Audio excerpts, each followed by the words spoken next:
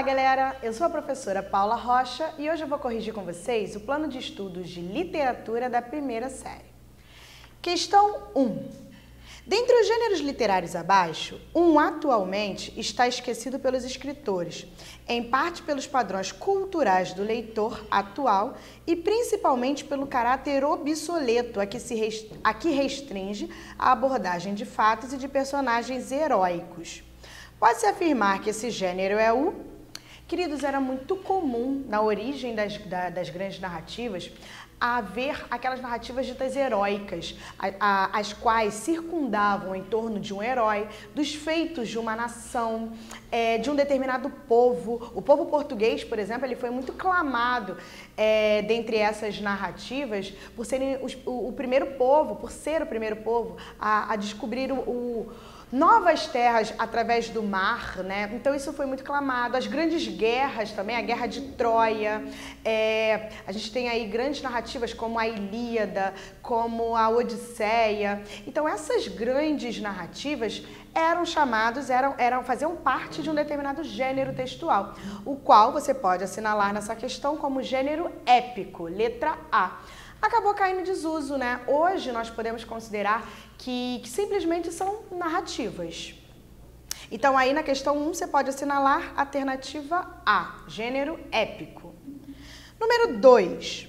Um escritor destaca-se pela produção dos gêneros conto, crônica e romance. A sua produção está relacionada a que tipo de gênero literário? Apresente algumas características desse gênero textual. Então, queridos, o gênero textual qual corresponde conto, crônica, romance, é aquele que é organizado por meio da prosa, ou seja, um texto escrito em parágrafos, e que normalmente narra acontecimentos que podem ter os mais diversos temas, assuntos. Então, esse gênero eu vou chamar de gênero narrativo. Ele tem características assim bem marcantes. Por exemplo, tem 5 elementos que são fundamentais, que são personagens, narrador, tempo, espaço e o próprio enredo, que é a história propriamente dita. Então, esses 5 elementos são fundamentais para que haja uma narrativa, além de ser escrito em prosa e ter uma narração sobre todo e qualquer assunto. Questão de número 3 tem como texto base um texto intitulado O Lobo e um Leão. Vocês vão fazer a leitura aí, né, na sua respectiva casinha, e vocês vão perceber algumas características nesse texto, né? É uma narrativa, conta com esses 5 elementos que eu acabei de falar na questão anterior. Ele é organizado em prosa, mas ele tem uma característica bem específica, né? Eu tenho aí, primeiro, personagens que são animais, mas que são dotados de características humanizadas, né? Características mais humanas. E além disso, esse texto ele tem um caráter didático, ele pretende te ensinar algo, ele pretende te transmitir um ensinamento. E isso é chamado de moral da história. Então, a esse texto que tem características específicas, como as que eu acabei de falar, a gente tem uma alternativa aí, que é a letra E, gênero narrativo chamado de fábula. Questão de número 4. Nos textos teatrais, isto é, do gênero dramático, não há obrigatoriamente a presença de um narrador para apresentar as personagens. Como o interlocutor toma conhecimento dos fatos e das características das personagens? Explique. Então, queridos, nesse gênero dramático, né, esse texto ele é basicamente feito para ser encenado. Esse é o objetivo principal. Então, não necessariamente eu vou ter essa presença de um narrador para apresentar as ações ao longo da sua trama, da sua história. Então, como é que eu fico sabendo as características desse personagem? Por meio das próprias ações que são desenvolvidas na história. Então, você vai ter as próprias ações dos personagens e principalmente o diálogo entre eles. Professora, mas pode ser que tenha um gênero narrativo, né? Um texto dramático que seja dotado por apenas um personagem? Sim, e é a partir das próprias ações dele, das suas falas, que você vai tomando conhecimento também de suas características, sem a necessidade do intermédio de um narrador para apresentar essas minúcias do personagem. Questão 5. Observe o fragmento de um texto teatral. Aí eu tenho 2 falas, né? Eu tenho primeiro aí a fala da Aninha e depois do Simval. A pergunta é a seguinte, letra A. Como se chamam os trechos escritos em itálico? Vocês vão perceber que tem entre colchetes, por exemplo, na primeira fala da Aninha, num ímpeto. Na segunda fala do Simval, tem também entre colchetes e com letras em itálico a palavra embaraçado. O que isso significa? Para que isso serve? Queridos, isso se chama rubrica. Uma rubrica num texto teatral, ela serve para explicar para o personagem ou como ele deve se movimentar em cena ou a maneira qual ele deve conduzir aquela fala. Então, por exemplo, no ímpeto, com raiva, nervoso, isso indica como ele vai interpretar aquela determinada fala. Ou então eu posso falar assim, ó, saindo de cena, o personagem disse. Então, esse saindo de cena significa que ele vai fazer um movimento ali dentro do... Quer dizer, em meio à cena que está sendo representada. E aí eu já acabei respondendo a letra B para vocês, né? Que é essa função da minha rubrica. Então, por exemplo, eu vou ter dois tipos principais de rubrica, que é a rubrica de movimento e a rubrica de interpretação. Então vamos lá, novamente só para você organizar sua resposta aí do plano de estudos. Letra A, como se chamam os textos escritos em itálico? Rubrica, simplesmente. Letra B, qual a função desses trechos? Então, qual é a função da rubrica? A rubrica ela vai indicar para esse leitor como ele deve se situar na cena, seja para movimentação ou para a interpretação. Questão 6. Tem como base um texto que fala um pouquinho sobre o texto teatral e o espetáculo como um todo e vamos direto para o enunciado da questão.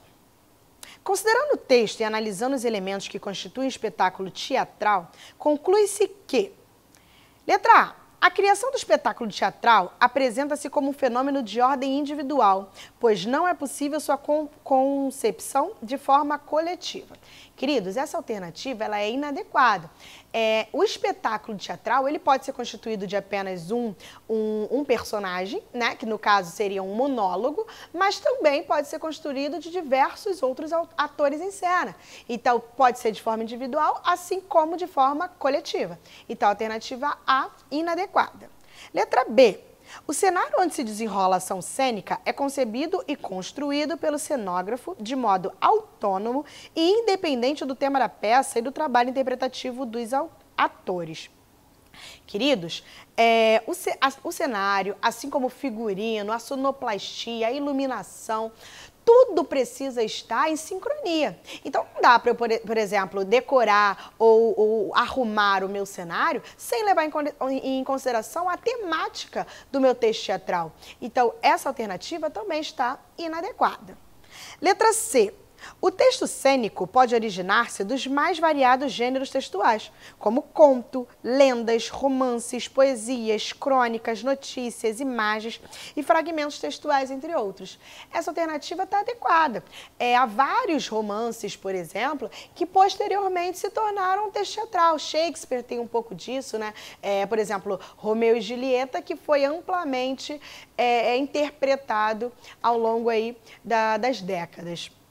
Assim como uma crônica, uma fábula também pode se tornar um texto teatral.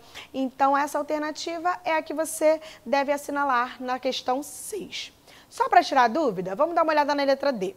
O corpo do ator na cena tem pouca importância na comunicação teatral, visto que o mais importante é a expressão verbal, base da comunicação cênica em toda a trajetória do teatro até os dias atuais. Queridos, essa alternativa está inadequada, até porque, primeiro, existem textos teatrais, existem apresentações que são feitas sem o texto, sem a linguagem verbal. Existem diversos tipos de peças que são feitas só considerando o gestual, o corporal. E, além disso, mesmo quando há o uso de uma linguagem verbal, o corporal também faz toda a diferença na hora da nossa base interpretativa. Então, ambas as linguagens, elas precisam ser consideradas e têm sua importância dentro do texto teatral. Então, essa alternativa também está inadequada. Letra E. A iluminação e o som de um espetáculo cênico independem do processo de produção e recepção do espetáculo teatral, já que se trata de linguagens artísticas diferentes, agregadas posteriormente à cena teatral. Outra alternativa inadequada por um motivo muito parecido com o que eu já comentei para você nas alternativas anteriores. Quando eu for inserir essa iluminação, esse som, tudo isso precisa estar em sincronia com o que já foi apresentado no palco. Então, essa alternativa também está inadequada. Por isso, a alternativa correta, questão 6, é letra C. Questão 7 tem como base um trechinho da música Eduardo e Mônica, Legião Urbana. E a gente vai analisar a questão. A questão diz o seguinte: sobre o tipo de narrador presente na música Eduardo e Mônica, é correto afirmar que se trata de um... Queridos, atenção a essa questão. Tomando como base só esse trechinho que está aí no seu plano de estudos, a gente consegue perceber uma narração que é em terceira pessoa e que ela é mesclada com alguns trechos em primeira pessoa, as quais o próprio narrador faz essa intervenção. Então, o que isso me parece? Parece que eu tenho um narrador que conhece as características desses personagens e que analisa essa situação por fora, né? Sobre o seu ponto de vista, mas para um âmbito um pouco mais distante. Então, tomando como base esse trechinho, eu diria que esse narrador é um narrador onisciente, porque ele conhece detalhadamente o que se passa na história desse casal. Ele conhece cada detalhe, o que a Mônica achava, o que o Eduardo também achava, ele consegue identificar essa fala dos personagens. Então, aqui, tomando como base esse trechinho, eu demarcaria com vocês a alternativa C. É um narrador onisciente, pois sabe de tudo o que acontece na narrativa, seus aspectos e o comportamento das personagens, podendo inclusive descrever situações simultâneas, embora essas ocorram em lugares diferentes. Então ele consegue descrever um pouquinho da Mônica, ele consegue descrever um pouquinho do Eduardo simultaneamente. Então essa seria a mais adequada. Porém, você que conhece essa música, você vai dar uma analisadinha lá no final, um dos últimos versos da música, vai perceber que existe um verso que fala assim: e a nossa amizade dá saudade no verão. E aí, se você for destacar e prestar atenção nesse verso, você percebe que está em primeira pessoa, a nossa amizade. Como se esse narrador fosse um amigo. Então, nesse trechinho, eu tenho uma intervenção de um narrador que é personagem, que ele se identifica, que ele fala da amizade dele em relação aos personagens centrais aqui dentro da minha música. Então, se eu for tomar como base a música inteira, analisando principalmente esse último trechinho, eu posso dizer que existe uma inserção nesse final de um narrador que é personagem. Mas para você que está respondendo a esse plano de estudos e analisando esse trecho como base, o narrador é onisciente. E por isso a alternativa mais adequada é a letra C. Mas atenção, se formos fazer uma análise da música inteira, tomando como base esse verso lá final, eu posso afirmar também que existe a inserção de um narrador que é personagem nesse trecho. E esse narrador que se dá de forma onisciente, você pode perceber lá no início, quando ele fala assim: quem um dia irá dizer que existe razão nas coisas feitas pelo coração? Quem irá dizer que não existe razão? Ou seja, é o próprio narrador que está refletindo, que está pensando sobre a questão aqui do enlace amoroso entre o Eduardo e a Mônica. Então esse narrador, além de narrar uma história, ele também se posiciona, ele também dá as suas impressões. Então é por isso que não poderia ser, por exemplo, a alternativa E, que fala que o narrador onisciente é neutro. Não, é o narrador que é onisciente e que se coloca dentro do texto também. A priori, no que você tem aí, com o seu plano de estudos, a alternativa é a letra C, o narrador onisciente. Questão 8. No texto teatral, como são introduzidas as falas dos personagens? Explique. Queridos, normalmente essas falas elas são introduzidas pelo próprio nome do personagem em letras maiúsculas e normalmente se segue pela própria fala por meio de travessão. É assim que se apresentam as falas. Questão de número 9. Qual das afirmações a seguir estão corretas em relação ao gênero dramático? Ou seja, esse gênero teatral que eu acabei de comentar, que também foi feito para ser encenado. Primeira alternativa. A presença do narrador é obrigatória para que o público possa tomar conhecimento da história? Falso. Nós acabamos de ver em questões anteriores que esse narrador geralmente ele nem aparece, né? Não é característica do texto teatral que haja a intervenção do narrador. Você conhece as características dos personagens pelas próprias ações interpretadas por eles. Então a primeira é falsa. Segunda, a peça teatral é uma composição literária destinada à apresentação após gravação em estúdio. falsa também. Primeiro, esse texto é composto, ele é reproduzido para só depois ser encenado, e aí pode se tornar uma peça teatral, pode se tornar posteriormente um filme, e por aí vai. Mas antes ele tem que ser desenvolvido, então está completamente falsa. Alternativa 2. 3. O texto dramático é complementado pela atuação dos atores no espetáculo teatral e possui uma estrutura específica. Verdadeiro. Se esse texto ele é feito para ser encenado, primeiro, ele tem uma característica, uma estrutura em específico, ele é composto só pelas falas. Segundo, ele só vai ser complementado se posteriormente for encenado. Então precisa dessa complementação de fato. Então a 3 está adequada, verdadeira. Alternativa 4. Os personagens não devem estar ligados com lógica uns aos outros e à ação, nem dialogar entre si. Essa daí é falsa, queridos. Precisa ter uma lógica, precisa ter um encadeamento de ideias, até para que o espectador ele consiga entender o que está sendo reproduzido, e o próprio personagem, o próprio ator em cena, ele precisa se dar conta de uma lógica dentro do que vai ser apresentado. Então, a alternativa 4 está incorreta. 5. O texto cênico pode originar-se dos mais variados gêneros textuais, como contos, lendas, romances, poesias, crônicas, notícias, imagens e fragmentos textuais, entre outros. Verdadeiro, queridos. Esse texto teatral, ele pode ter como base, ele pode ter como origem outros gêneros textuais já existentes. Então, alternativa 5, corretíssima.